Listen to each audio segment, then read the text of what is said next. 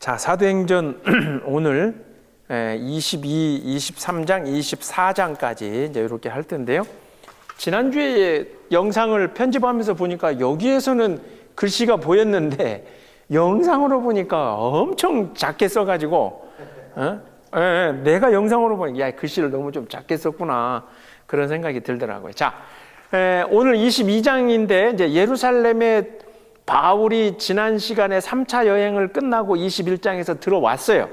예루살렘에 들어와서 바울에게 생긴 일이 이제 오늘 22, 23장, 24장까지인데 그 전에 앞서서 또 간단하게 한번 바울의 전도 여행을 우리가 한번 살펴보고 그 다음에 이렇게 가도록 할게요. 이게 이제 사해니까 여기를 예루살렘이라고 보면 예루살렘 교회와 더불어서 멋지게 성장하던 교회가 하나 있죠. 그곳을 안디옥 교회라 그러죠. 근데 이 안디옥이 또 두 군데가 있잖아요. 그래서 이 첫 번째 안디옥을 뭐라 그러죠?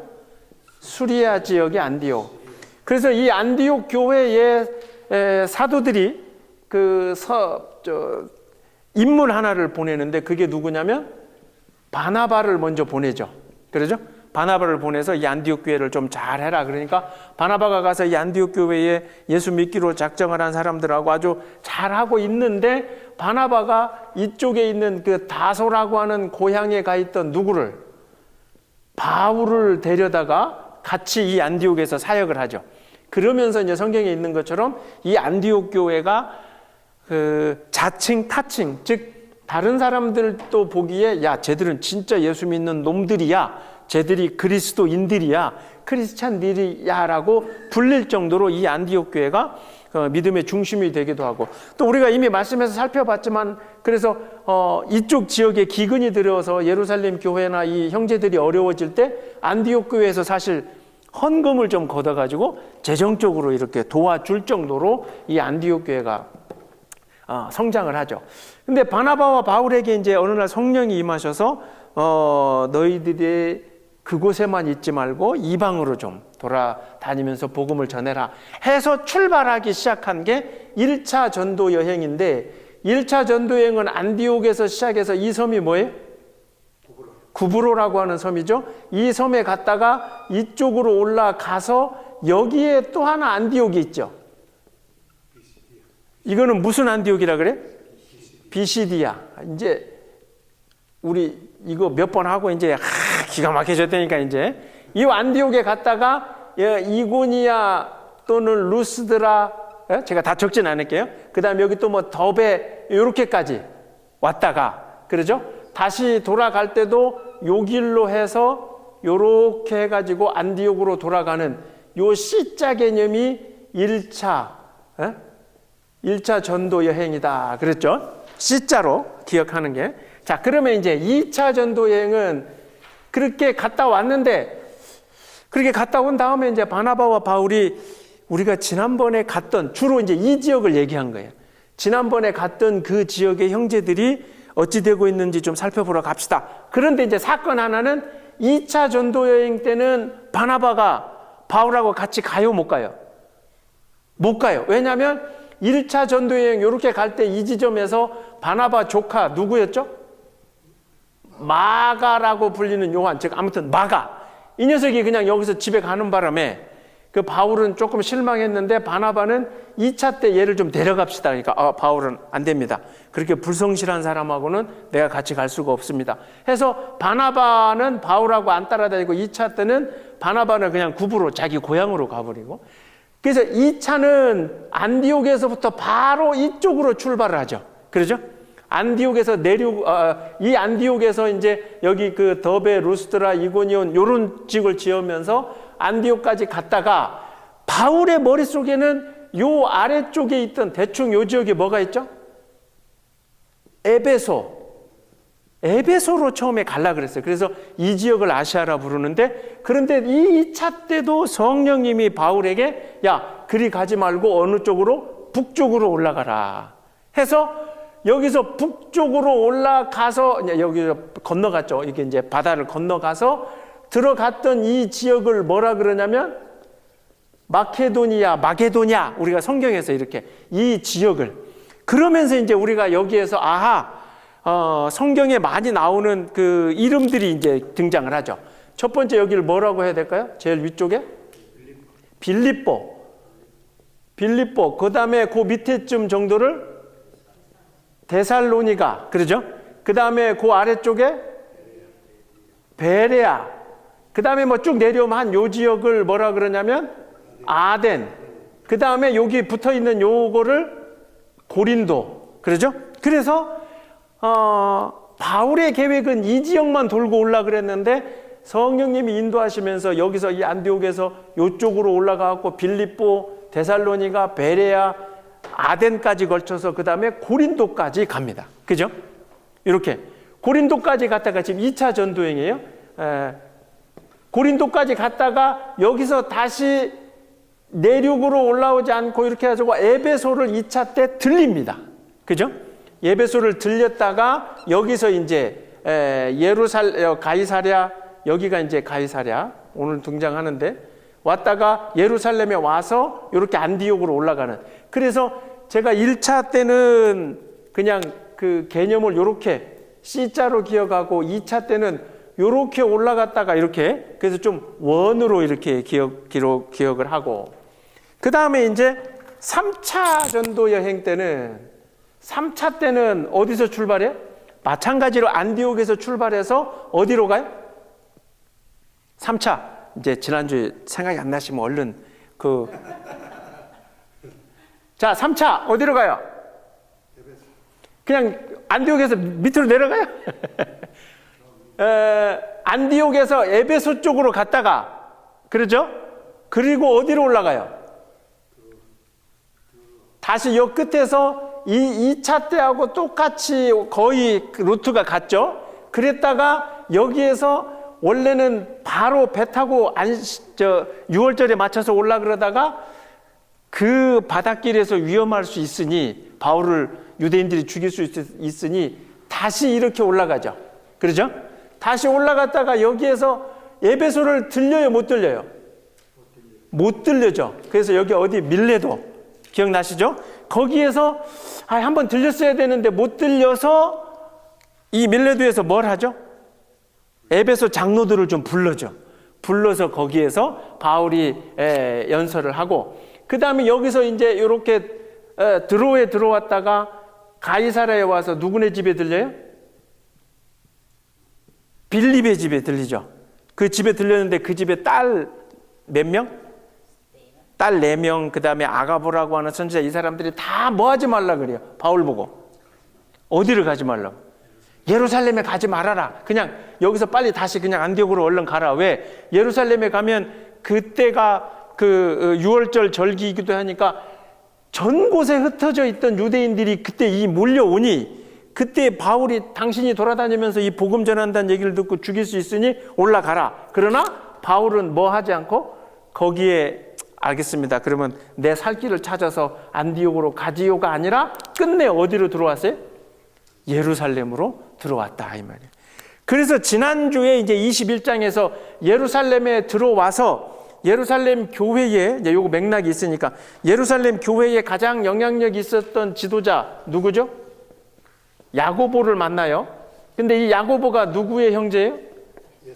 예수님의 형제. 지난주에 말씀드렸지만 우리는 예수의 육체의 형제라고 마리아가 난 동생으로 보지만 캐톨릭에서는 아니, 마리아가 그럴 수 없다. 이거는 그냥 우리가 통칭적으로 부르는 믿음의 형제라고 할 때 그거지, 이 야고보가 예수와 육신의 그 형제가 아니다. 하지만 어쨌든 예루살렘 교회에서 리더급이었던, 영향력이 굉장히 컸던 야고보를 이렇게 만나게 되죠. 그러면서 이 바울이 이제 이렇게 돌아다니면서 이 이방 지역에서 복음이 전해지고 가는 곳마다 막 성령님이 은혜를 베풀고 막 이렇게 일어났던 모든 일들을 얘기해 줘서 야고보도 기쁘긴 한데 야고보는 불안해요. 왜?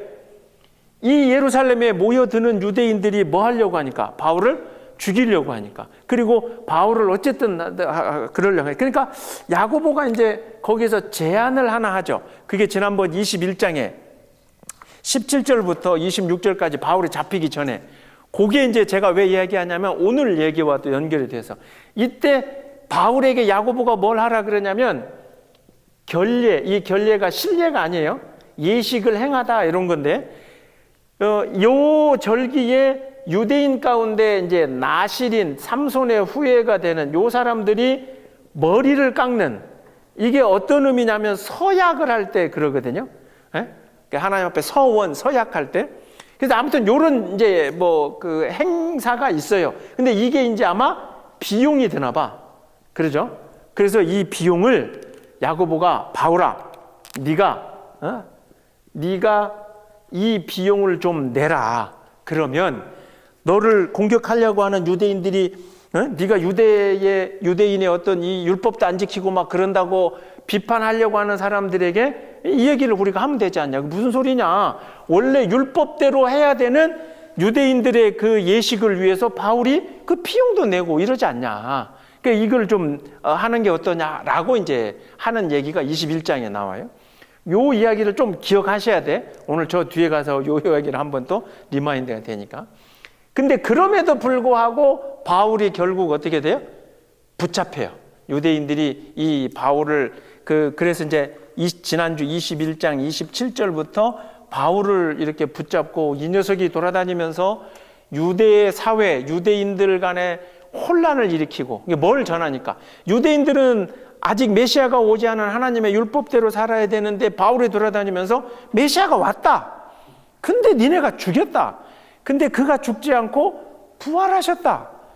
유대인의 입장으로는 이놈은 빨리 입을 막아야 된다 이러면서 막 죽이려고 이렇게 했는데 항상 우리가 이제 그 성경을 이제 어느 부분이든 읽을 때마다 이 예루살렘과 이 유대 지역은 누가 통치를 하고 있어요?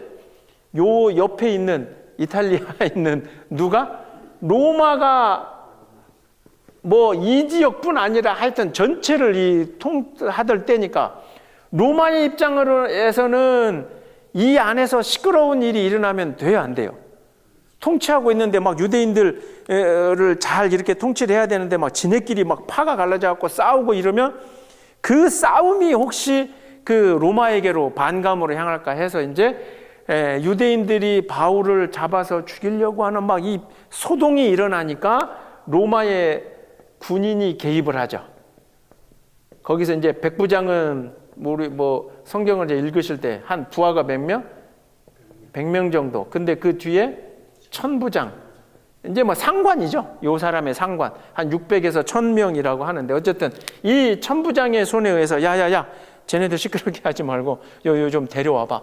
근데 바울이 이제 그래서 이 유대인이 막 잡아서 바울을 어떻게 하려고 하는 손에서 결국 바울이 어디로 가요?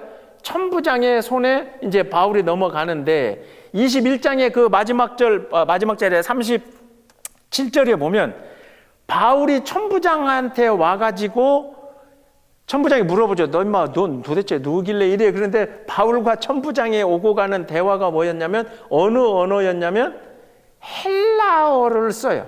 바울이 헬라어를. 그냥 이렇게 되는 거야. 이 유대인들은 자기들이 히브리어를 써야 되는데 근데 로마 사람들이 스스로 히브리어를 쓰진 않아요. 야, 이런 거지. 이제 우리도 일제 경험이 있듯이 일본 애들이 우리나라에 들어와가지고 한국말 하라고 해요. 못하게 해요. 조선말 막 못하게 하고 뭐 하라 그래. 일본어 쓰라 그러죠. 그러면 그 시대의 조선시대에서도 일본어를 잘하게 되는 사람들은 뭐냐면 엘리트급이나 배운 사람들이나 이렇게 되는 거거든. 그러니까 이 헬라어라고 하는 건 이 로마 지역, 이 지역에 이제 이 헬라 문화에서 사용하던 언어이기 때문에 천부장이 놀라는 거지. 이 녀석이 헬라어를 하네? 결국 그 얘기는 천부장이 볼 때, 얘가 그렇게 무식한 놈은 아니. 뭐 폭동을 일으키거나 막 지금 흥분한 유대인들이 하듯이, 이놈이 폭동을 일으키거나 그런 놈은 아닌가 봐? 배운 놈인가 봐? 이러면서 이 헬라어 때문에 마음이 좀 열려요.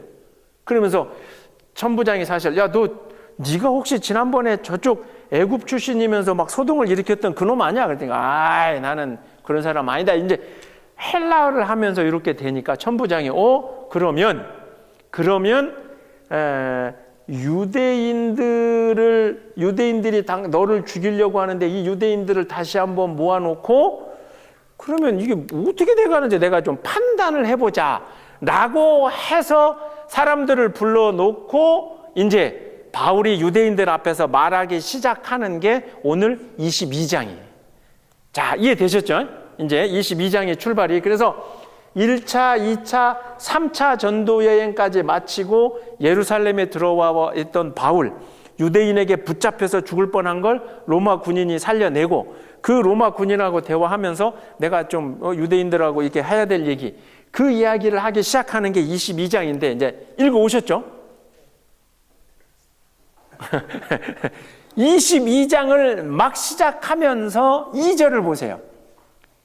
이제 바울이 이제 사람들, 유대인들 앞에서 이야기를 하는 거예요. 이게 재판 아닌 재판이죠. 일종의 이제 형식적으로 보면. 근데 22장 2절에 그가 히브리 말로 말함을 듣고 그러죠. 자, 22장을 막 시작하면서 바울이 유대인 앞에서는 무슨 말을 했다 그래?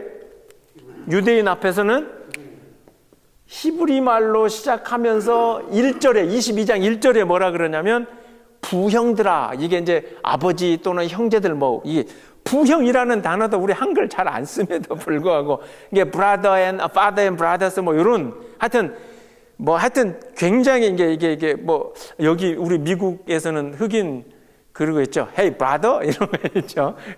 여기 흑인 애들이 제일 많이 쓰는 그런 거 있잖아요. Hey brother. 그러니까 바울은 유대인들을 향해서 히브리어를 사용하면서 형제들아 아까 로마 군인하고 천부장하고 이야기할 때는 무슨 언어를 썼다 그랬어요?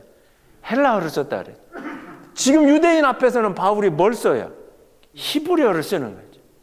그래서 영어 공부도 하셔야 된다. 한글도 할 줄 알아야 되고 영어도 할 줄 알아야 되고 한글도 할 줄 알아야 되고 두 가지를 하여튼 그때 잘 써먹어야 된다. 자, 제가 이제 왜 이 히브리어에 그냥 성경을 읽으면서 지나갈 수 있을 이야기지만 왜 이야기를 했냐면 바울은 유대인들에게 지금 유대인들이 흥분해서 바울을 죽이려고 하지만 바울이 내가 당신들하고 전혀 다른 사람도 아니고 당신들이 지금 붙잡고 있는 그 율법 내가 당신들을 못지않게 내가 그걸 배웠고 내가 이런 사람인데 좀 내 말 좀 들어봐라. 그렇게 해서 이 사람들의 마음을 이제 열려고 이렇게 이제 하는 거죠. 그러면서 이제 시작이 되는데 3절을 보세요. 22장 3절에 보면 우리가 이제 늘 들어서 아는 얘기. 바울이 자기가 어렸을 때부터 율법을 배웠는데 누구한테 배웠다 그래요? 누구 가문에? 가말리엘. 자, 이 가말리엘 혹시 기억이 나십니까? 가말리엘 기억이 안 나세요? 사도행전 우리가 이걸 제가 읽으면서 나중에 저 뒤에 가서 바울 얘기 때 한번 나옵니다 해서 그 나온 얘기인데요. 사도행전 5장에 한번 가보세요. 조금 시간이 돼도 5장 34절.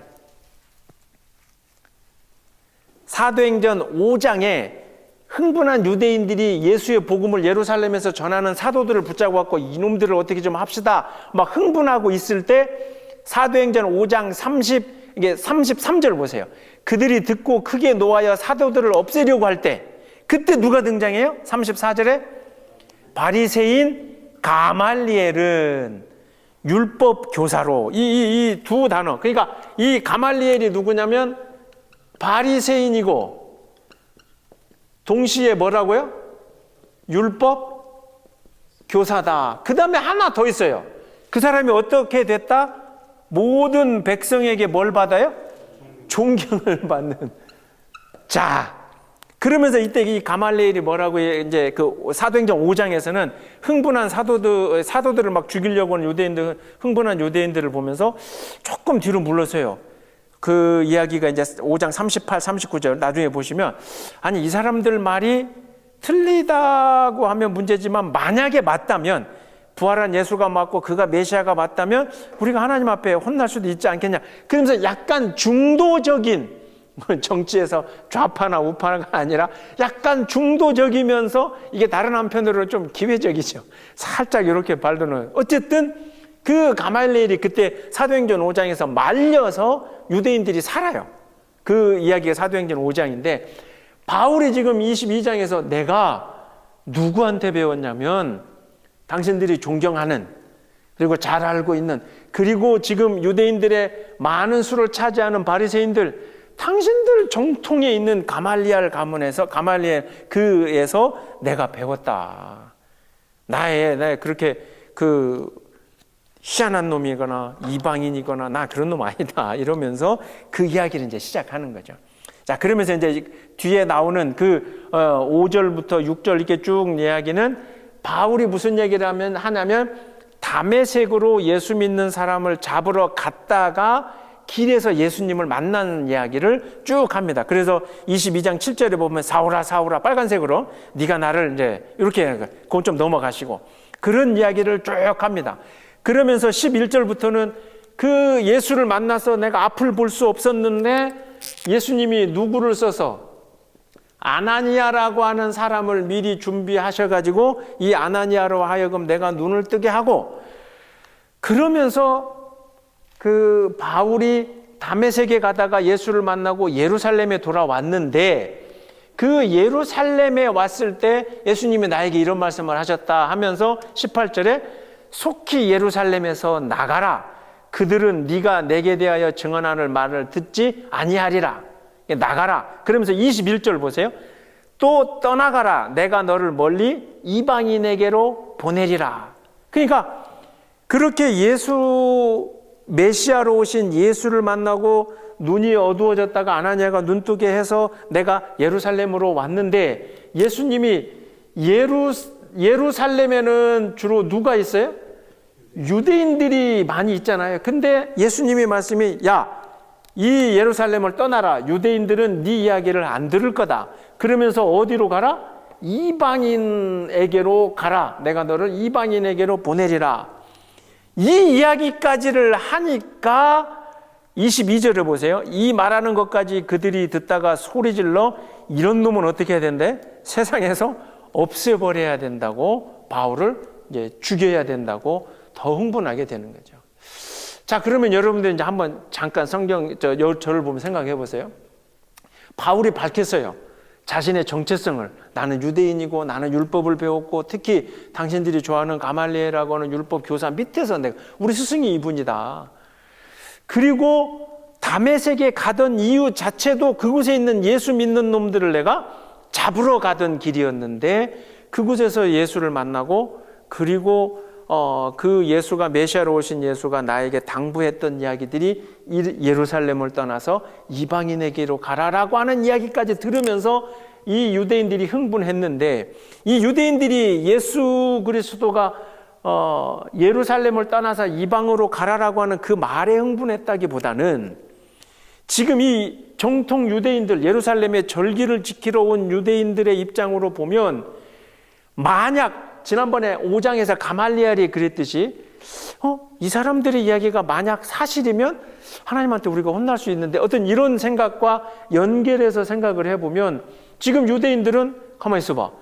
이 사람이 정통 유대인이라면서, 그런데 좋아. 예수? 그 사람이 뭐 메시아든 아니든 오케이, 알겠어. 그런데 예루살렘을 잊지 말고 누구에게로? 이방인에게 가서 결국 예수를 전하는 건 하나님을 전하는 거잖아요. 하나님이 사랑해서 이 세상을 사랑해서 예수 그리스도로 오셨다라고 하는.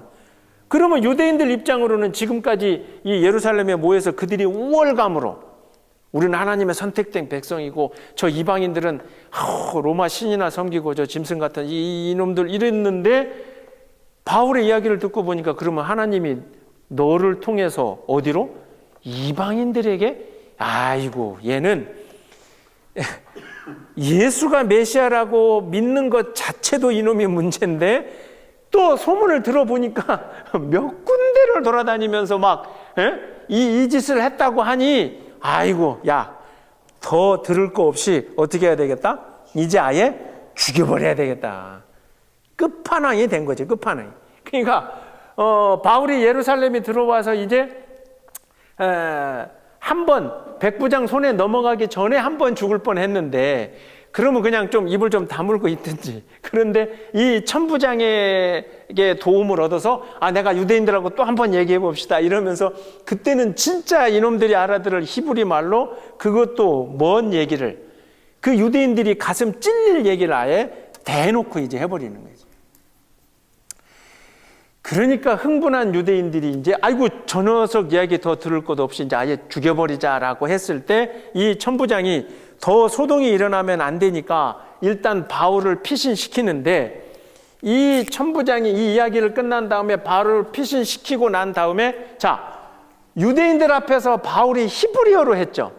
그러면 천부장이 이걸 조금은 알아들었어도 정확하게 알아들을 수 있었을까요? 없었을까요? 일본이 우리나라에게 통치할 때 조선말을 배워온 놈들도 있지만 안 배웠어도 뭐 인사 정도 간단한 거는 알아들었겠죠. 그러니까 바울이 히브리어로 유대인들에게 쫙 하는 동안 듣다 보니까 막 유대인들이 흥분해가지고 저걸 죽이자 이러니까 안 되겠다. 천부장이 빼와서 그래서 22장 24절을 보세요. 천부장이 바울을 영내로 데려가라 명하고 그들이 무슨 일로 그에 대하여 떠드는지 알고자 하여 뭐하며 채찍질하며 신문하라. 그러니까 천부장은 옆에서 이렇게 보니까 도대체 저놈이 히브리 말로 뭐라고 했길래 유대인들이 바로 23장에 막 유대인들이 옷을 벗고 막 흥분해서 죽이자고 하니까 그러면 바울 저놈을 좀 데려다가 신문을 좀 해보자. 무슨 말로 이제 그때는 하겠어요? 헬라어로 물어보겠다는 거죠. 그런데 신문하는데 뭘 하면서? 채찍질하면서 저놈이 이 일 있기 전에 나한테 헬라어로 이야기할 때는 나 그렇게 나쁜 놈 아닙니다 하는 것 같더니 히브리 말로 도대체 뭐라고 했길래 유대인들이 저렇게 소동이 일어나는지 데려다 좀 때리면서 물어보자. 그랬을 때 이제 바울을 묶어갖고 채찍질 하려고 하는데 여기서 이제 바울이 비장의 무기를 다 꺼내는 거지. 그게 뭐냐면 바울이 뭐라 그러냐면 네가 로마 군인인데 로마 시민권자를 여기 이제 드디어 첫 번째 바울이 이전에 이렇게 여행 다니면서 로마 시민권자 이런 얘기 안 했어요. 근데 이 천부장한테 네가 로마 시민권자를 재판도 없이 묶어갖고 채찍질 한다고? 너 큰일 난다. 그러니까 이제 그때서야 천부장이 너 로마 시민권자였어? 요즘 같으면 패스포트 까봐 이렇게 내는 건데 너가 로마 시민권자였어? 그러니까 바울이 뭐라 그러냐면 여기에서 로마 시민권도 두 개로 나뉘어져요. 바울은 1번 태어나면서부터 로마 시민권자였고 두 번째는 이 당시에 이제 로마가 세계를 이게 가는 곳마다 식민지를 만들고 점령을 하잖아요. 그러니까 이제 로마도 태어나면서부터 혈통으로 로마 시민 이외에도 이 로마 시민들을 만들어야 돼. 그러니까 뭐 하냐면 돈 주고 거기 이제 돈 주고 샀다. 누가? 천부장의 시민권은 돈 주고 산 시민권이. 그러니까 급이 있는 거는 로마 시민권자는 시민권자지만 급이 어떻게 되세요? 천부장이 지는 거지 한편에. 이런 거예요. 우리가 미국 살면서 미국 시민권자여도 여기서 태어나지 않은 사람은 대통령에 출마를 못해요. 그래서 지난번에 이제 오바마 막 나올 때 오바마가 여기서 미국에서 태어났냐 뭐 어디서 태어났냐 막 그거 가지고 이제 싸우듯이 시민권이라고 똑같은 시민권인데 아닐 수 있어요. 하여튼 대통령 나가려면 여기서 태어났어야 돼 어쨌든. 그래 이제 마치 그런 것처럼 이 바울이 로마 시민권자 중에서도 뭐 한 거다? 한 끝발 위인 거죠. 그러면 천부장이 쫄아요 안 쫄아요? 오이씨 저거 건드렸다가 그러니까 채찍으로 저놈이 도대체 뭐라고 했길래 그러려고 하니까 거기 보세요 28절 스스로 자수를 해요. 천부장이 대답하되 나는 돈을 많이 들여 이 시민권을 얻었노라. 그러니까 천부장이 뭐예요? 한 끝발 진거래인가? 저는 바울 저거 때렸다가는 큰일 나겠다. 응? 얻었노라. 바울이 이르되 나는 나면서부터라. 그러니까 29절에 신문하려던 이 채찍으로 좀 때려서 너 이 새끼 너 도대체 뭔 얘기했어? 라고 하려고 하다가 신문하려던 사람들이 곧 그에게서 물러가고 쫄은 거죠. 저 나면서부터 저 시민권자는. 하고 결박한 것 때문에 이제 오히려 거꾸로 두려워. 왜냐하면 이 당시에 로마 법이 어느 곳에 있든지 간에 로마 시민이면 그 사람이 현행범으로 잡혔어도 정당한 재판 절차 과정, 그리고 그 재판도 반드시 이 지금 유대인들끼리 자기네들끼리 하는 재판이 아니라 로마법에 합당한 재판 절차를 거치지 않고 죽이거나 벌을 줄 수가 없어요. 그러니까 이 당시에 로마 시민권자라고 하는 사람들이 돌아다니면서 그냥 다른 백성들 마음대로 죽이기도 하고 막 이런, 또 이제 그렇게 되다 보니까 로마가 팍스 로마라고 막 이 시대 이 전체를 유럽 대륙을 통치를 할 수 있었던 거죠. 어쨌든 이제 천부장하고 이 바울하고 어떻게 돼요? 입장이 바뀌게 되는 거죠. 쫄은 거예요. 천부장이 쫄았어요. 야, 저거 좀 안 되겠다. 그래서 30절 보세요. 22장 30절에 이튿날 천부장은 유대인들이 무슨 일로 그를 고발하는지 진상을 알고자 하여 그 결박을 풀고 명하여 제사장들과 온 공회를 모으고 바울을 데리고 내려가서 그들 앞에 세우니라. 이게 이제 30절이 어떤 의미냐면, 결국 그러니까 천부장은 이 사람이 로마 시민권자인데 이 사람을 벌하려면 제대로 법적인 절차를 밟아야 돼요. 그러기 위해서는 요 앞에서는 그냥 유대인들을 모아놓고 바울에게 이제 이야기하라고 했는데, 그게 아니라 거기 공회, 우리가 지난번에 한번 했지만 유대인들 자치에서 스스로 통치하는 공회라고 하는 것은 대표 70명 플러스 1명, 이건 대제사장이 이렇게 이제 이 회장이 의장이 되고, 이걸 통해서 유대인들은 자치 통치를 했거든요. 그러니까 천부장이 아예 이런 비공식적인 모임 말고 공회를 열어라. 그래서 이 바울이 무슨 죄가 있는지 이렇게 따져보자. 당신들 정말 이 바울이 죄가 있는지 해서 공회를 열어서 23장에서 그 유대인의 공회가 시작이 되는 게 23장이다. 자, 22장 이해되셨죠? 재미있죠? 나만 재밌어요? 읽어오셨어야 돼. 자, 그래서 23장에서 이제 유대인의 자치 통치 기구인 공회가 열립니다.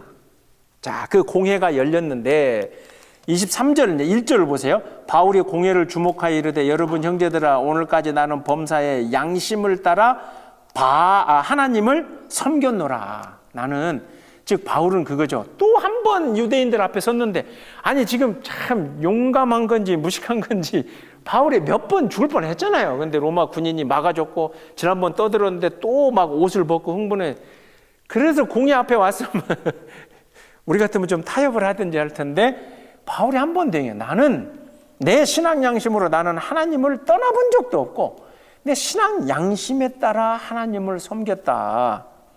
그러니까 이 이야기를 듣던 누가, 이 공회의 의장인 누구라 그랬어요? 의장이 대제사장인데 이 사람 이름이 아나니아인데, 이거 아까 나온 다메섹에서 바울이 그 아나니아가 아니에요. 요건 다른 아나니아인데, 이 아나니아가 그 사람 곁에 서서 바울의 뭐를 막으라 그래? 입을 쳐버려라. 바울의 입을 막아라. 그러니까 바울이, 그러면 지금 유대인들 다 모여있는 공회 앞에서 이제 이 공회의 의장인 대제사장이 이런 이야기를 하니까 사람들이 이게 또 동요할 텐데, 바울이 오히려 이 아나니아에게 입을 치라고 명령하는 아나니아에게 3절 보세요. 이 회칠한 담이여. 그러니까 이 겉으로만 이렇게 이 칠해져 있는 놈아, 하나님이 너를 치시리라. 그러니까 바울과 아나니아 사이에서 아나니아는 바울의 입을 쳐라라고 공격을 하는데, 바울은 아니, 하나님이 아나니아 너를 치시리라. 근데 제가 이제 오늘 두 번째 23장 그 유인물 제일 아래쪽에 보시면 대제사장 아나니아 해서 거기 설명이 나오는데, 세 번째 보면 실제 66년에 요 몇 년 뒤에 아나니아가 암살을 당해서 죽었답니다. 이제 그게 이제 역사적인 기록인데, 그럼 누구에 의해서 암살당했네 그건 모르는데, 이 사건과 연결해서 생각을 해보면 아나니아가 모든 권력, 유대인의 권력을 가지고 저 바울의 입을 막아라 그랬는데, 바울은 거꾸로 아나니아 내 이놈 네가 대제사장이라는데 하나님이 너를 치시리라. 실제 66년에 AD 66년에 이 대사장, 이때 제사장 그 아나니아가 나중에 이제 대제사장을 끝내고 난 뒤에 하여튼 암살을 당했다 그래요. 그런데 이 과정에서 이 둘이 서로 막 오고 가는 이야기를 들으면서 유대인의 전통에서는 이게 율법이기도 해요. 유대인의 전통과 유대인의 율법에서는 대제사장한테 달라들으면 돼요, 안 돼요? 대제사장이 어떤 의미인지 이제 여러분 저 때문에 몇 번 들었는데, 제사장들이 여럿이 있고, 제사장들은 그냥 일반 사람들의 이렇게 자기 앞에 제물을 가져오는 사람들의 죄를 씻겨주기 위해서 제사를 드리는데, 원래 대제사장은 1년에 한 번씩 전체 이스라엘 민족의 죄, 그것을 제물을 드리면서 그것을 하나님 앞에 회개하는 제사를 드릴 수 있기 때문에 대제사장, 이제 구약에서는 한 명 죽고 나면 또 한 명 이러는데, 예수님 시대에는 로마가 이걸 통치를 하려고 몇몇 대제사장들을 둬요. 그게 또 문제이기도 했는데, 그러니까 대제사장이라 그러면 성전의 저 안쪽 지성소, 제일 그 하나님의 말씀이 놓여 있다는 그 거룩하게 여긴다는 그 지성소까지 들어갈 수 있는 유일한 사람이 대제사장이거든요. 그러면서 율법에서는 이 대사장한테 달라들으면 된다 그래, 안 된다 그래? 달라들으면 안 된다 그러거든요. 그런데 어떻게 해요? 바울이 오히려 이 대제사장한테 네가 하나님한테 심판을 받으리라. 그래서 이걸 지켜보던 다른 사람들이, 야 임마, 유대인들이 바울에게 너 우리 율법에 임마 뭐라고 돼 있어? 너 대제사장한테 그러면 돼 안 돼? 하니까 바울이 나도 알고 있다는 거예요. 그래서 5절에 4절에 곁에 선 사람들이 말하되 하나님의 대제사장을 네가 욕하느냐? 에? 네가 어디 대제사장한테 하나님이 너를 치시리라 이런 얘기를 하느냐? 그러니까 바울이 먼저 5절에 형제들아 나는 그가 대제사장인 줄을 알지 못하였노라. 기록하였으되 너의 백성이 관리를 비방하지 말라 하였다는 걸 내가 안다. 이게 출애굽기 22장 28절이에요. 거기다 한번 적어 놓으시면, 출애굽기 22장 28절에 보면 너는 재판장을 모독하지 말며 백성의 지도자를 저주하지 말지니라. 이게 출애굽기 22장 28절이에요. 그러니까 출애굽하던 당시에 모세를 통해서 율법을 세워놨을 때에 유대인들 안에서 너희들 가운데 세워진 재판장을 모독하지 말고 그 백성의 지도자를 저주하지 말라고 하는 게 율법인데, 바울 너 임마 지금 왜 아나니아한테 대제사장한테 이런 이야기를 해? 그런데 바울이 나는 이 율법을 알고 있지만, 바울이 하는 얘기가 나는 이 아나니아가 대제사장인 줄 몰랐다 그래요. 근데 이제 여기서 성경 해석학자들이 이게 진짜 몰랐겠느냐? 에? 바울이 뭐라 그러냐? 나는 저 사람이 대제사장인 줄 몰랐다 하지만 이 공회의 그 회의 과정이나 이렇게 놓고 볼 때 아나니아가 대제사장인 줄을 바울이 모를 수가 없었다는 거죠. 그러니까 어쨌든, 그리고 공회가 시작이 됐으면 대빵이 먼저 말해야지. 어디 밑에 쫄따구가 먼저 말하죠. 그러니까 이제 해석학자들이 이제 이것도 근데 또 우리가 바울 속마음을 모르니까 1번은 진짜 몰랐다. 근데 진짜 몰랐을 수는 없고 2번에 그래서 이 회칠한 다미어라고 하면서 막 아나니아를 뭐라고 하던 걸 보면 바울이 역설적으로 네가 대제사장이라 그죠? 당신이 대제사장이라고? 내가 보기에는 전혀 제사장 같지 않은데, 이런 어떤 반어적인 표현인 거죠. 왜? 이 율법 출애굽기 22장 28절을 바울이 먼저 얘기를 해요. 아니 나도 율법 안다. 그 재판장이나 백성의 지도자를 모독하거나 하지 말라는 걸 내가 잘 알고 있는데 난 저 사람이 대제사장인 줄 몰랐다라고 하는 얘기는 대제사장답지 않다 하는 거죠. 그러면서 이 공회에 지금 70명, 그리고 쫙, 이게 70명이 다 리더급들이거든요. 지도자들급인데 그 지도자들급 앞에서 제일 우두머리인 대제사장을 공격을 해버린 거죠. 그러면 이제 이 분위기가 어떻겠어요? 이 공회 분위기는. 이게 70명 중에 앉아있는 총이 있었으면 저걸 그냥 막, 왜 그러냐면 그 회의에 대제사장을 저러고 있으니까. 자, 그런 사이에, 이제 이렇게 흥분된 사이에서 바울이 참 또 뛰어난 게, 바울이 이 상황을 모면이라고 하기보다는 이 상황을 자기 주관으로 끌고 가기 위해서 가만히 보니까 공회의 구성 가운데 이제 요거 제가 또 신약하면서 몇 번 했지만 유대인들 종교 리더들급의 이 구성원들의 비율이 바리새파 사람들이 있고 그 다음에 사두개파 사람들이 요 공회 안에 섞여 있는 거죠. 자, 그러면 이제 또 이것도 제가 이제 몇 번 했지만 또 한번 해드릴 테니까 그렇게 해야 제가 또 잘 아는 것처럼 보이잖아요. 예? 그러면 유대인들 가운데 바리새파와 사두개파의 차이는 뭐냐? 이렇게 보시면 돼요. 바리새파라고 하는 것은 종교적인 지도자다. 그리고 실제 이들이 율법을 잘 지키니까 사람들에게 존경도 받고. 그러니까 율법을 준수하고 지키는 종교적인 지도자라면 사두개파는 정치적인 지도자라고 보면 돼요. 이 사두개파는 그러니까 결국 이 지역을 로마가 통치하고 있을 때에 로마 입장에서도 좀 자기들 말을 잘 듣는 놈들을 좀 세워놔야 되잖아요. 그러니까 그런 현실 권력에 같이 이렇게 타고 있던 이제 이 사두개파.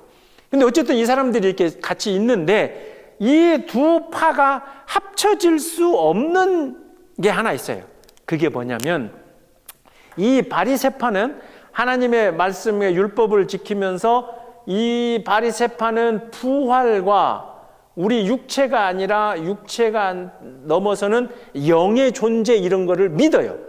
바리새파는. 왜냐하면 이 바리새파 사람들은 그 구약에 있는 선지자들의 예언들 막 이런 것을 다 믿고 있고 지키고 있는 사람들이. 그런데 이 사두개파 사람들은 유대인임에도 불구하고 오직 모세 오경만을 하나님의 말씀이라고 믿고 고백을 해요. 그러다 보니까 이 사람들은 뭐를 안 믿냐면은 부활을 그리고 어떤 영적인 존재 뭐 이런 거를 믿어야 안 믿어요? 안 믿는다는 거죠. 사두개파는. 결국 이 바리새파와 이 사두개파가 하나 될 수 없는, 지금 공회로 유대인이라는 이유로 지도자급이라는 이유로 같이 모여 있지만 이들이 하나 될 수 없는 건 뭐예요? 부활이라고 하는 신앙 고백적인 문제. 그래서 23장 6절을 보세요. 23장 6절에 바울이 그중 일부는 사두개인이요 다른 일부는 바리새인인 줄 알고, 그러면 그 틈이 뭐겠어요? 아하, 부활의 문제를 건드려서 이 두 놈들을 좀 어떻게?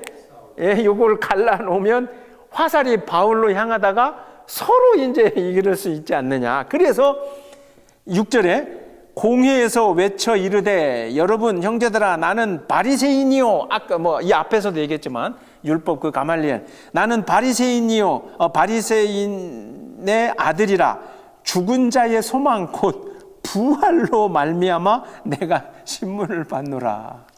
바울의 입에서 어떤 단어가 나와요? 부활! 죽은 자의 소망이 되는, 이미 죽은 우리 조상들도 때가 되면 다시 부활한다는 이 부활에 대한 소망. 근데 이제 거기서 뭐 예수가 부활하고 이런 얘기는 할 것도 없이 뭐를 딱 건드린 거예요. 스위치를 누르는 거죠. 바리새파와 사두개파가 싸울 수 있는 스위치. 내가 지금 바울이 내가 이 고통을 당하는 게 내가 그 부활에 대한 소망, 요것 때문에 내가 이런 고난을 당하는 것 같다. 그 이야기를 듣는 순간 부활의 버튼이 눌러지니까 바리새파 사람들은 저거 우리 쪽인가 보다. 사두개파는 저놈은 도저히 안 되겠다. 그래서 7절을 보세요. 그 말을 한즉 바리새인과 사두개인 사이에 뭐가 생겨요? 다툼이 생겨 무리가 나눠지고 공회하겠다고. 이 공회의 모인 자체가 뭐예요? 바울 저놈이 어떤 놈인지 저거 큰일 났다, 저거 어떻게 해보자라고 모였는데 그 안에서 자기들끼리 뭐 때문에? 그 부활 때문에 자기들끼리 이제 막 싸우기 시작하는 거예요. 그래서 8절에 이제 이 사도행전을 기록한 누가가 해석을 해주는 거예요. 8절에 왜 이 싸움이 나냐면 8절에 이는 사두개인은 부활도 없고 천사도 없고 영도 없다 하고 바리새인은 그러니까 부활도 믿고 천사도 믿고 영도 믿는 거죠. 그러니까 이 신앙 고백적으로 하나 될 수 없는 요 부분을 정확하게 바울이 건드리면서 이렇게 오히려 바울을 어떻게 해보려고 모인 공회에서 유대인들 자기들끼리 이제 이렇게 싸우게 되는 거예요. 그래서 9절에 이제 여기 9절을 동그라미 좀 쳐놓고 기억을 하셔야 이따 24장에서 또 해결이 되는데 9절에 크게 이제 이게 막 소란이 일어났어요. 그러니까 바리새인 편에서 몇 서기관이 일어나서 이 서기관이라고 하는 사람들은 성경을 기록하고 해석하는 그러니까 또 그 율법에 좀 어떤 권위 있는 사람들이죠. 다투어 이르되 우리가 이 사람을 보니 뭐가 없어요? 악한 것이 없다. 그러니까 이 바리새파 사람들이 바울의 입에서 부활 얘기 나오면서 이런 얘기하면서 아무리 봐도 저놈이 실정법을 뭐 악한 것이 뭐 구체적으로 그 악한 것은 없도다. 혹 영이나 혹 천사가 그에게 말하였으면 어찌하겠느냐. 그러니까 이 얘기는 제가 이제 요 22장에서 아까 바울의 스승인 가말리엘도 사도행전 5장에서 약간 중도적인 저 사도들의 말이 틀렸는데 근데 만약 진짜 맞으면 어떡하지? 이렇게 좀 중도로 물러섰다 그러죠. 지금 딱 그 얘기 하는 거예요. 이 사람들도 혹 우리가 믿는 저 사두개인들을 안 믿지만 우리가 믿는 영, 천사 이런 영적인 존재가 진짜 바울 저놈한테 그 입술에 그걸 넣어줬다면 그러면 이거 어떡하지? 이 바리새파의 일부 사람들은 이제 바울을 옹호하기 시작을 한 거죠. 그런데 사두개인들은 용납이 돼요, 안 돼요? 사두개인들은 이게 이제 플러스가 된 거지. 바울 원래도 좀 손을 봐야 되겠는데 저게 아주 그냥 이제 부활까지 저거는 플러스가 돼. 저거는 살려둘 수 없겠다. 이래서 막 더 그러니까 10절에 큰 분쟁이 생기니 이 천부장이 이제 환장하는 거죠. 왜냐하면 앞서서 조금 이 바울이 로마 시민권자니까 좀 정상적인 공회라고 하는 어떤 재판적인 절차를 좀 해서 뭐 어떤 해보려고 했는데 이제 막 그 공회 자체도 막 바리새파 사두개파 서로 싸우고 그러니까 이 천부장은 혹대려다가 혹대를 갖다가 이제 혹 붙인 거죠. 왜냐하면 저 위쪽 로마에서 보면 이 만약에 이걸 봤다면 로마 황제가 야 임마 너는 그거 어떻게 했길래 이제 막 그 유대 자치구역에서 저들끼리 이제 막 싸우고 너는 어떻게 한가 이러면서 이제 자기한테도 그게 오게 생겼고 또 태어나면서부터 로마 시민권자인 바울을 죽이면 안 되겠고 이 난리가 벌어지니까 군인을 명하여 10절에 23장 10절에 내려가 무리 가운데에서 뺏어가지고 영내로 들어가니라. 이 영내면 어디겠어요? 그러니까 로마 부대, 로마 군인들이 있는 그 부대, 미군으로 보면 캠프 안으로 일단 캠프 안에 들어가면 거기 못하니까 그리 안으로 들어가서 바울이 보호를 받게 되죠. 참 재밌습니다. 그러지 않아요? 그런데 이제 11절에 그것도 좀 동그라미 쳐놓고 나중에 여러분들이 이제 기도하실 때나 요 말씀을 기억하시면 그날 밤에 주께서 바울 곁에 서서 이르시되 담대하라 네가 예루살렘에서 나의 일을 증언한 것 같이 어디에서도 로마에서도 증언하여야 하리라. 3차 전도 여행까지는 아직 바울이 이 옆에 이제 이거 지금 지도 이 옆에 이탈리아 로마에 바울이 간 적도 없고 전하지도 않았어요. 그런데 이 3차 전도 여행 후에 예루살렘에 붙잡혀서 이 여러 소동을 지금 겪고 있고 로마 군인들의 어떻게 보면 이제 아직 잡혀 있는 상태니까 그 안에 있는 그 상태에서 예수님이 바울에게 그러는 거죠. 두려워하지 말고 담대하라. 네가 이 예루살렘에서 이렇게 한 것처럼 어디에 가서도 로마에 가서도. 그래서 이게 나중에 27절부터 나오는 이거는 4차 전도 여행이라고 이야기하지 않지만 바울이 이제 어디로 가냐면 로마로 정식 재판을 받으러 가게 됩니다. 그래서 그것까지를 우리가 바울의 4차 전도 여행이라고 이제 얘기를 하거든요. 그러니까 이 예루살렘에서 바울의 입장으로 보면 형편이 좋아질 것도 없고 나아질 것도 없고 없는 지금 이 복잡한 상황인데 예수님이 그 음성으로 담대하라. 너 여기서 한 것처럼 어디에 가서도 로마에 가서도. 이 이야기는 우리가 다른 말로 해석해 보면 결국 바울을 계속 1차, 2차, 3차 전도 여행 그리고 또 마지막에 로마로 압송되는 4차 전도 여행까지 끌고 가시는 분이 누구다? 주님이 데리고 다니시고 주님이 함께 하시고 주님이 그 입을 담대하게 하시고 주님이 그 입을 주장하시는. 그래서 바울은 결국 자신의 생애가 아니라 주님께 이렇게 붙들려서 주님이 허락하시는 대로 복음을 전하고 이렇게 다녔다는 거죠.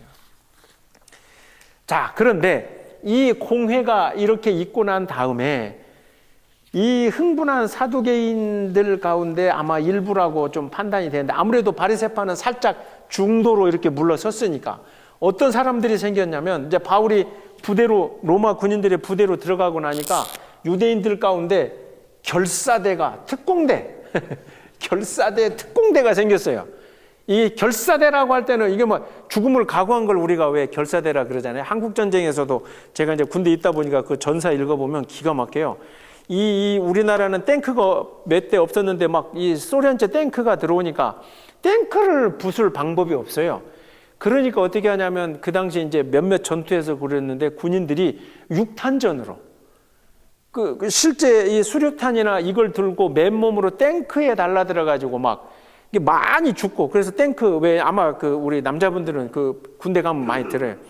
탱크 해치를 열고 그 안에 폭탄 던지면 자기도 죽거든. 그러니까 육탄 공격으로 탱크를 그래서 이제 결사대가 죽음을 각오하는 게 이제 결사대라 그러거든요. 많아요. 막 그 탱크가 오는 길 밑에 이렇게 폭탄을 껴안고 들어가 있다가 그 밑에서 터트려서 이 탱크는 궤도만 딱 그 바퀴 있죠. 그 궤도 그것만 벗겨지면 얘가 못 움직이니까 뭐 하여튼 그런 걸 이제 결사대라 그러는데 바울을 죽이기 전에는 먹지도 마시지도 않겠다고 하는 결사대가 40명이 생깁니다. 응? 특공대가 40명이 생겨갖고 12절 23장 12절 유대인들이 당을 지어 맹세하되 바울을 죽이기 전에는 먹지도 않냐고 마시지도 않냐고 참 목숨 걸 때 목숨을 걸어야 되는데 하여튼 이같이 동맹한 자가 몇십 명이 되더라? 40명이 되더라. 그래서 이 결사대가 작전을 짭니다. 그 작전을 짜는데 뭐냐면 공회원들에게 공회를 한 번 더 열어봅시다. 열읍시다. 그렇게 해서 요 공회에 누가 그러면 이제 지금은 로마 군대 부대 안에 들어가 있지만 이거를 대제사장이 예를 들어 천부장한테 우리 지난번에 이게 좀 소동이 있었지만 우리가 한 번 더 들어봐야 되겠습니다. 이렇게만 합시다. 그러면 로마 부대에 있던 바울이 와야 되니까 요 길에서 뭐 하겠다? 공회에 오려고 부대에서 나오는 순간 우리가 가서 확 바울을 죽여버릴 테니까 공회를 한 번 더 연다고 속된 말로 뻥치고 바울을 좀 끌어냅시다. 이 결사대가. 근데 또 이건 영화로 만들어야 되는데. 근데 이 이야기를 누가 바울의 거기가 이제 참 나는 그 단어도 생질이라는 단어는 우리가 안 쓰는데 그냥 성경에 바울의 조카가 이러면 좋겠는데 어쨌든 하여튼 조카요. 조카가 이 이야기를 들어요. 그 이야기를 듣고 바울한테 이야기를 해요. 아이고 삼촌 큰일 났습니다. 이놈들이 이렇게 결성이 돼가지고 그러니까 아마 조카는 그 얘기했어요. 절대 공회가 열린다 그러면 나오지 마세요. 지금 그 얘기를 했을 거예요.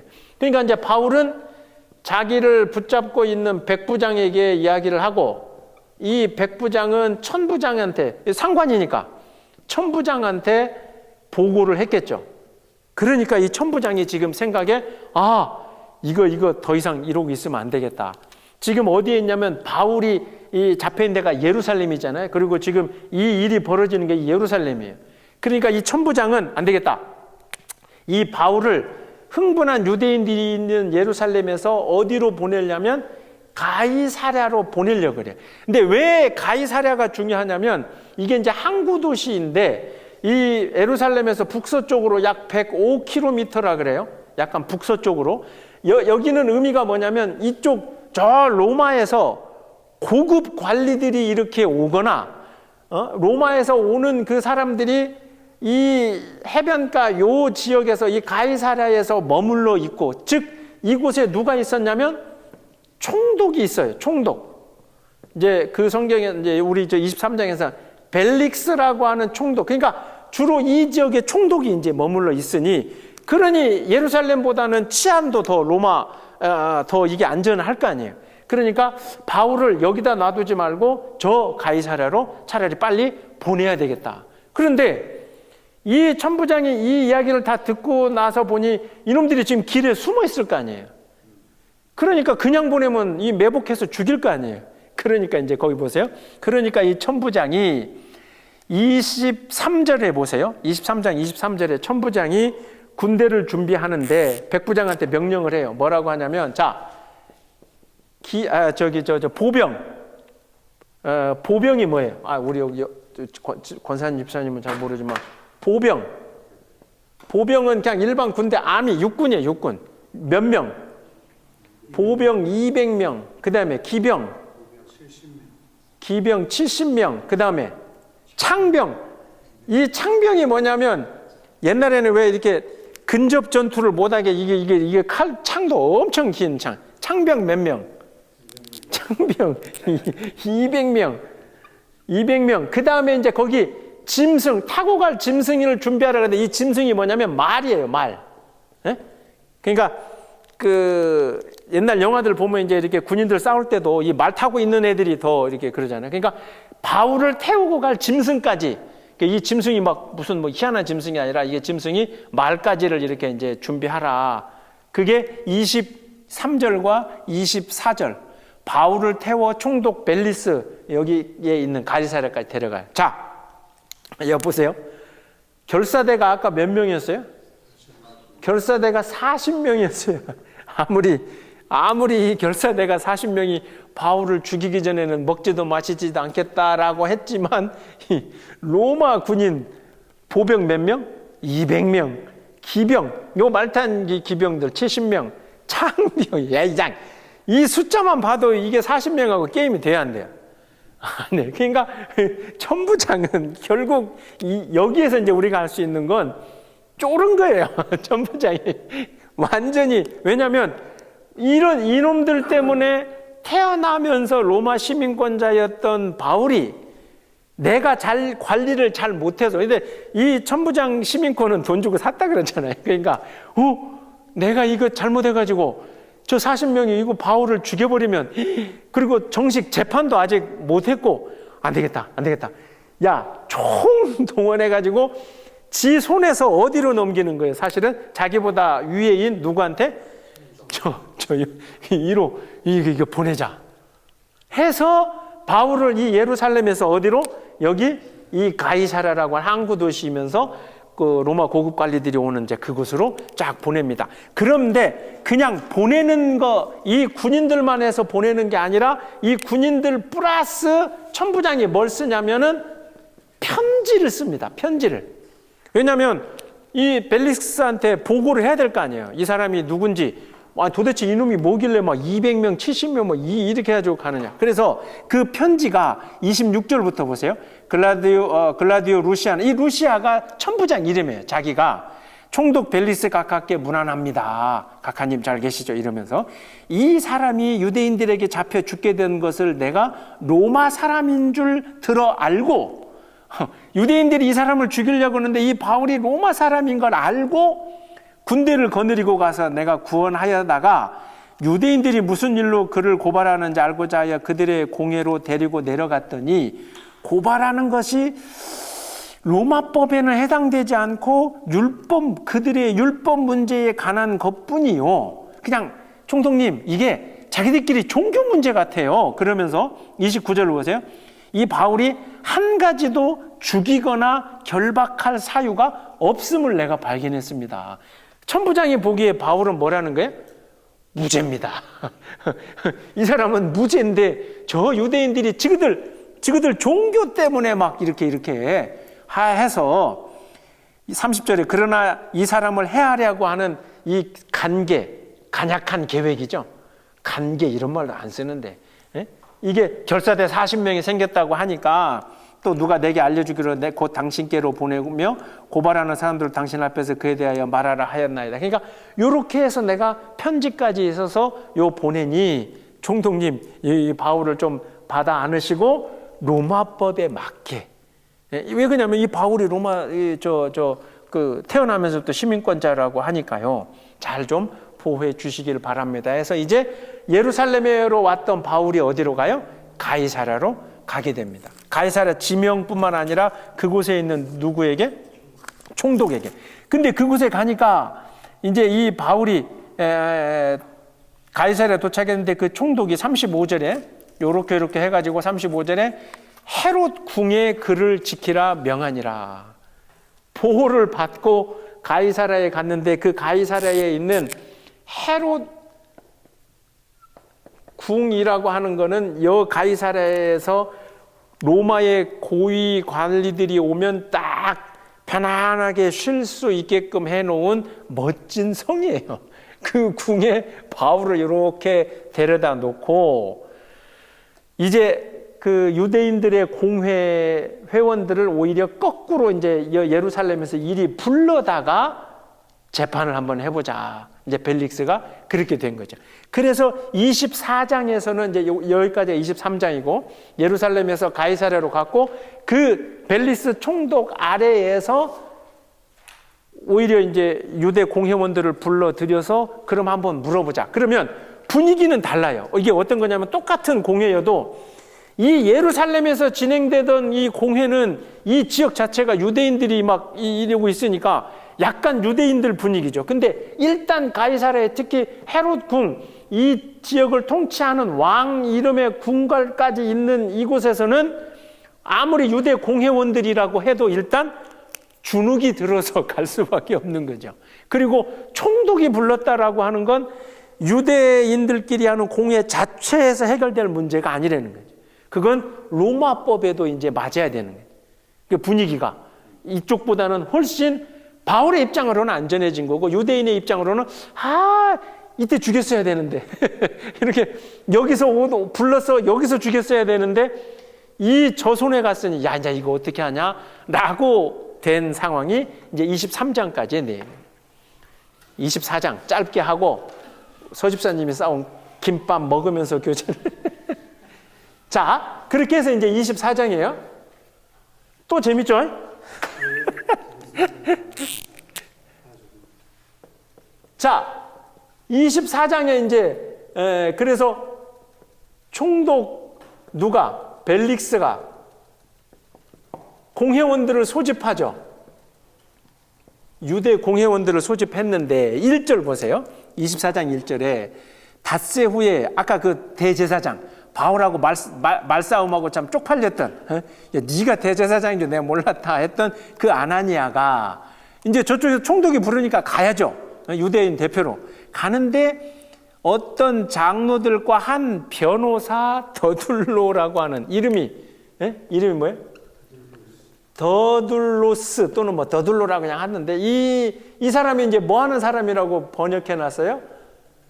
변호사를 데리고 가요. 이게 어떤 의미냐면 자, 공회에 원래 유대인들 예루살렘에 하던 그 공회에서는 대제사장이 회의 진행도 하고 이거 대빵이잖아요.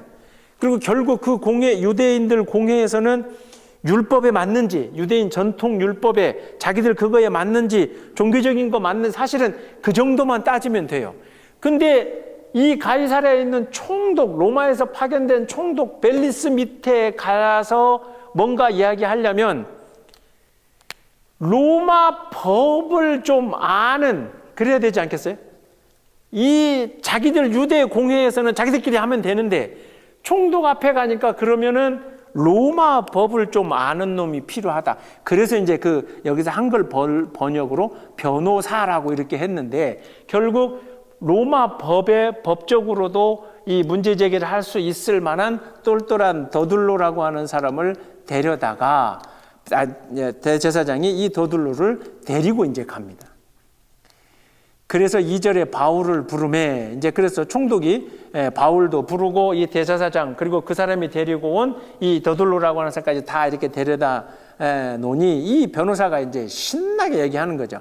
3절에 벨릭스 각하여 뭐 이러면서 당신 여러 가지 뭐 그 얘기하고 난 다음에 4절에 당신을 더 괴롭게 아니하려 하여 우리가 대강 여짜옵나니 관용하여 들으시기를 원하나이다. 우리가 보니 이 더둘로가 지금 하는 얘기예요. 바울은 이 어떤 놈이냐면 뭐라 그래요? 전염병 같은 놈입니다.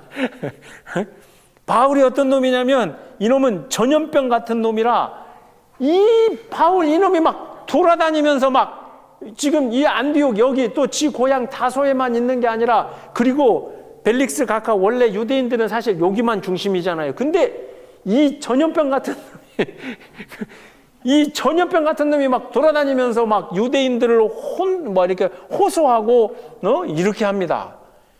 이 놈을 놔뒀다가는 실제 장소도 넓어지잖아요. 유대인들을 막 이렇게 그러면은 로마가 통치하는 데 있어서 혹시 이게 로마의 막 저항 세력이 될 수도 있고 이거 전염병입니다. 막아야 됩니다. 그리고 두 번째로는 유대인의 성전을 더럽혔습니다. 그러죠? 그 6절에 그가 또 성전을 더럽게 하려 함으로 우리가 잡았습니다. 이게 어떤 의미냐면 그러니까 이 전염병 같다라고 하는 요 이야기는 이 더둘로라고 하는 놈이 바울을 로마의 어떤 정치적으로 법으로 판단할 이게 정치범이라고 하는 것과 그리고 두 번째는 이 성전은 사실 로마 입장으로는 유대인의 성전이 더럽혀지든 어쨌든 로마에 하고는 관련이 없어요. 그러나 로마가 이 넓은 땅을 통치할 수 있었던 로마 통치의 가장 근본적인 원리가 그곳 각자의 현지 종교에 대해서 일정 정도 인정을 해주는 부분이 있었어요. 그게 통치. 그랬으니까 이게 가능했거든요. 결국 그 얘기는 뭐냐면 유대 지역에서는 예루살렘 성전이 중요하잖아요. 그러니까 로마 황제나 이런 사람들이 뭐 하나님을 믿어서가 아니라 이놈들을 잘 통치하려면 그래 그 성전 야 그거 니네 잘해 똑바로 해 이게 왜냐하면 전 곳에서 그 안식일이 되면 아니 저 절기가 되면 막 예루살렘으로 모이는 그 성전이니까. 그런데 이놈이 바울이 이 성전을 더럽힙니다라고 하는 건 첫 번째는 정치적이고 두 번째로는 어떻게 보면 종교적으로. 근데 뭐 결국은 요거나 묶이는 거죠.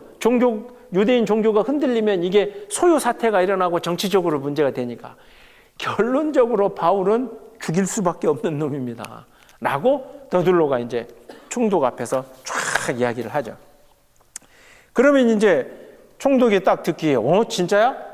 근데 이미 총독은 가만히 보니까 아까 천부장이 바울을 보내면서 군인들하고 같이 보내고 뭐 또 보냈다 그랬어요? 편지를 보냈잖아요. 그 편지에서 자기 부하였던 천부장은 뭐라 그래요? 뭐 종교적인 뭐 이런 건 있지만 이 사람이 막 그렇게 나쁜 놈은 아니에요. 이 총독은 이제 한쪽 얘기만 들으면 안 되잖아요. 그래서 10절에 보세요. 아주 건방지게 총독이 바울에게 머리로 표시하여 너 그렇죠. 표시하여 말하라 하고 드디어 이제 바울은 앞서 예루살렘에서 공회 한 두 번 뭐 이렇게 하면서 유대인들 앞에서 얘기하다가 드디어 이제 한쪽에는 로마 정치 권력을 옆에 총독이지만 비록 파견된 놓고 그 다음에 한편에서는 자기를 죽이려고 하는 그 유대인들을 놓고 쭉 이제 자기 이야기를 하는 거죠. 그러면서 11절에 내가 예루살렘에 예배하러 간 지 3차 전도여행 끝나고 예루살렘에 온 지 12틀밖에 안 됐다. 그러면서 성전에서 내가 뭐 이렇게 소동을 피울 일도 없었고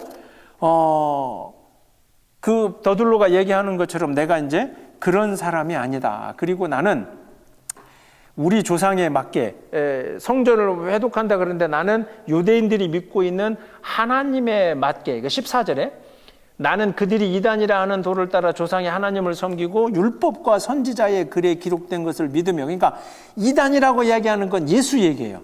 내가 믿는 예수가 이단이라고 하는데 그러나 나는 유대인들이 믿는 조상의 하나님을 섬기고 율법과 유대 전통에 맞는 선지자들의 글에 기록된 것, 즉 성경을 내가 다 믿으며 15절 그들이 기다리는 바 하나님께 향한 소망을 나도 가졌으니 곧 의인과 악인의 부활이 있으리라 아멘이다. 그러니까 바리새파적인 입장으로 종교적으로는 이 유대인들이 성전을 지키는 데서 바리새인들이 그거였으니까 내가 아무 그런 게 없이 나는 16절에 하나님과 사람에 대하여 항상 양심에 거리낌 없기를 힘쓰나이다. 내가 그렇게 살았습니다. 총독하고 그 사람들에게 얘기하는 거죠.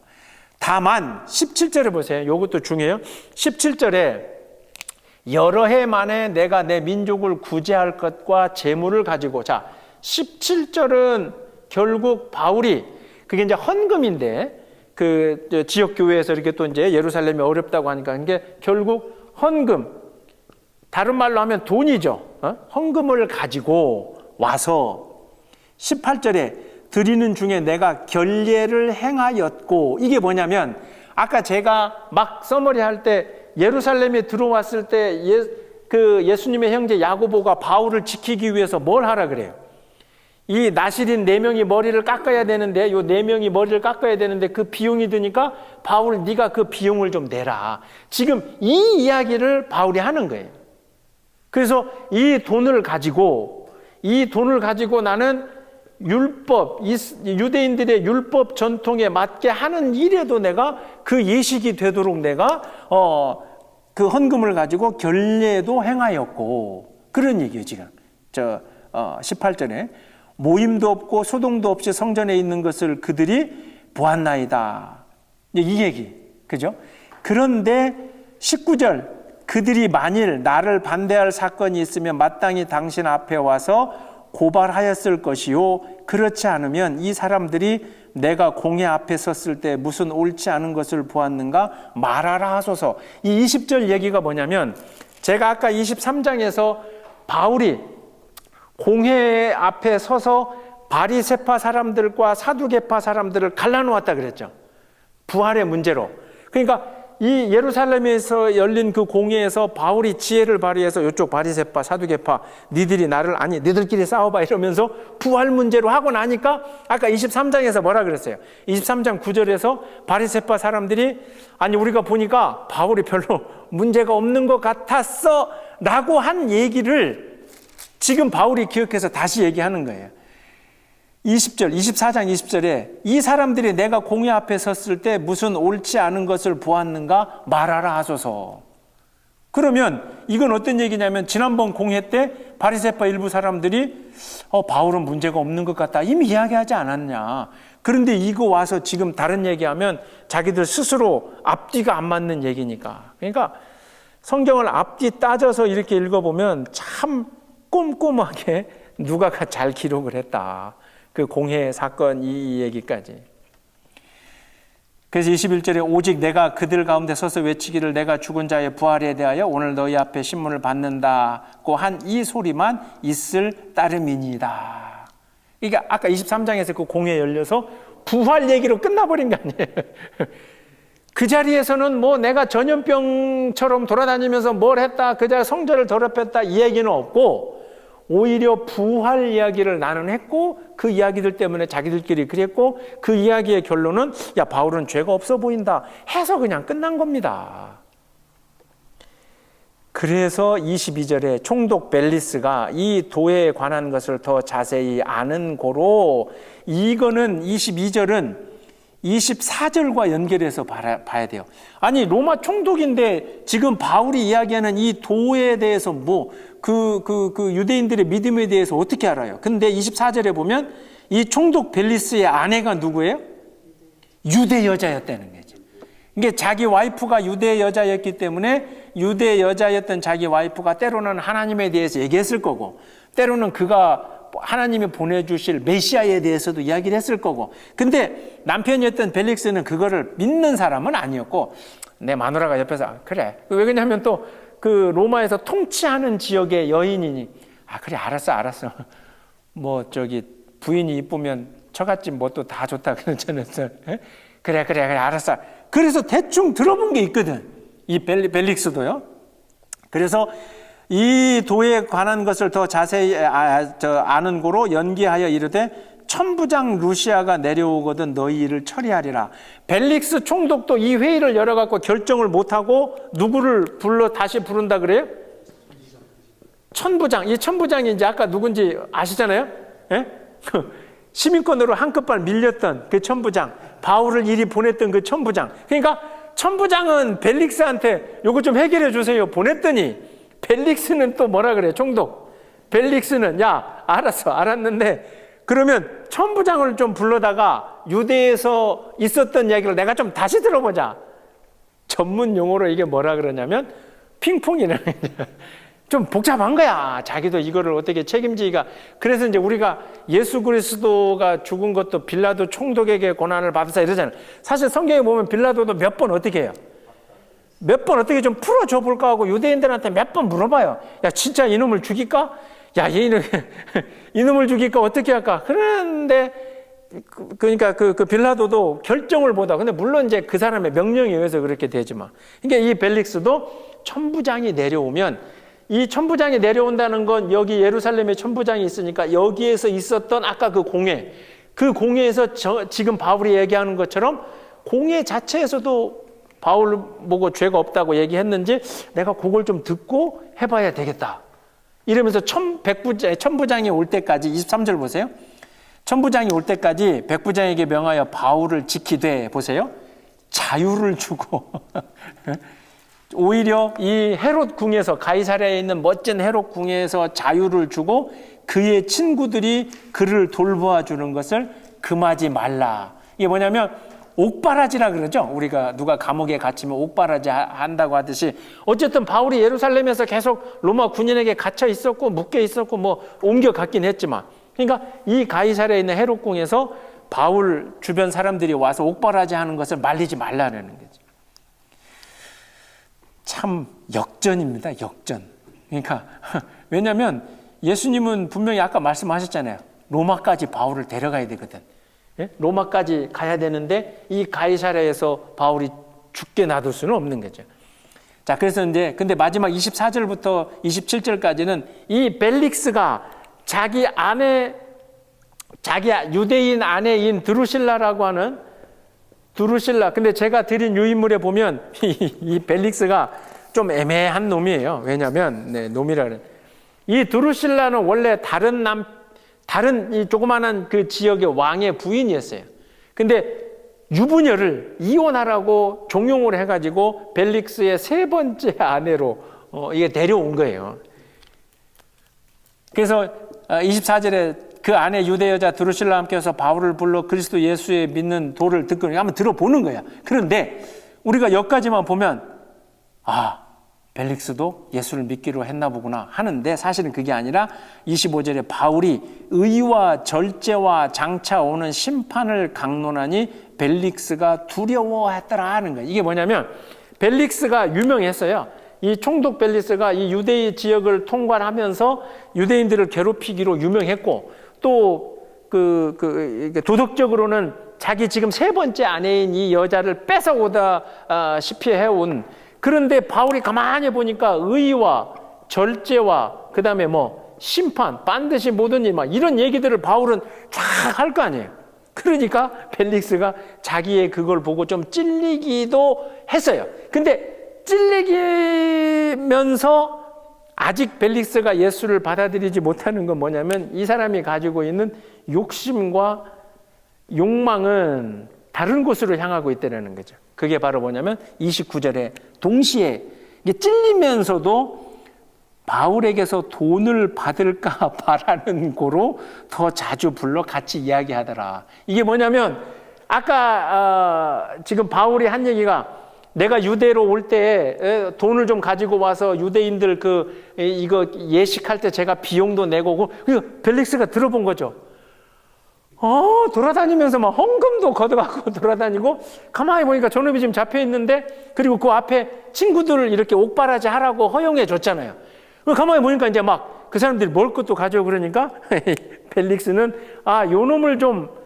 요놈이 하는 얘기를 좀 잘 들어보면 요거를 또 나한테도 좀 주지 않을까. 그래서 돈을 좀 이렇게 어떻게 받고자 해서 붙잡아 놨고 27절에 이태, 2년이죠. 2년. 이태가 2년이에요. 지난 후에 이제 베스도라고 벨릭스 후임으로 다시 온 총독이 다시 이제 오게 됩니다. 이게 그때까지 벨릭스가 바울을 이거는 잡아놓은 게 아니라 헤롯 궁의 표현이 그렇지만 바울을 어찌 보면 모셔놓은 거죠. 그렇죠. 어떻게 물론 뭐 정확하게는 로마 군인에게 잡혀 있는 상황이지만 여러 가지 정황이 손도 못 대고 이렇게 하면서 오히려 바울에게 찾아가서 네가 하는 얘기 한번 해봐. 근데 뭐 이 이야기를 들으면서 마음 한편으로는 내가 이걸 들으면 저놈이 나를 돈을 좀 줄까 뭐 이러면서 이 두 가지 마음이 오고 가면서 바울을 데리고 있는 2년이 지난 뒤에 이제 자기 임기가 뭐 군인이었으니까 총독이었어요. 임기가 끝나고 자기는 가고 그 다음 베스도라고 하는 총독이 이렇게 오게 되더라. 해서 25장부터 25, 26, 27장까지 다음 주에 할 텐데 이 다음 총독 베스도가 여기에 와서 결국에는 여기 이 가이사라에서 바울이 어디로 가냐면 이제는 로마로 이제 가게 됩니다. 그래서 그걸 우리가 네 번째 여행이라 그러고 아까 그 23장에서 예수님이 그 바울의 환상 가운데 기도 가운데 음성으로 네가 여기서 한 일을 어디에 가서도 로마에 가서도 해야 되리라라고 하는 이야기가 예수님의 예언이 이제 예언 뭐 말씀이 그대로 성취되는 게 다음 그게 이제 출발이 27장부터인가 그렇게 이제 앞송이 되는데요. 어쨌든 다음 주에 25, 26, 27장을 한씩 나눠요. 하나님 감사합니다. 예루살렘에 들어왔던 바울이 유대인들 사이에서 겪었어야 될 그 어려운 일들을 다시 한번 돌이켜보면서 바울의 입술은 멈추지 아니하였고 그리고 그 입술이 멈추지 아니하도록 바울을 홀로 둔 것이 아니라 주님께서 함께 하셨고 담대하게 하셨고 오히려 그를 로마의 군인들의 손으로부터 오히려 보호를 받게 하셨던 이 예수 그리스도의 사랑과 은혜가 오늘 이 시대를 살아가는 저희들의 삶 가운데서 그대로 진행되고 있음을 저희들 믿고 고백하게 하여 주시옵소서. 삶이 어렵고 힘들고 고난 가운데 있다 할지라도 저희들을 홀로 두지 아니하시고 저희를 십자가 보혈로 사주신 값을 치러주신 예수 그리스도의 보호하심이 언제나 저희들 곁에 있음을 저희들 깨달아 알게 하시고 담대히 예수 그리스도의 복음을 전하는 참된 크리스찬들이 되게 하여 주실 줄 믿으며 이 모든 말씀 예수님 이름으로 기도드리옵나이다. 아멘.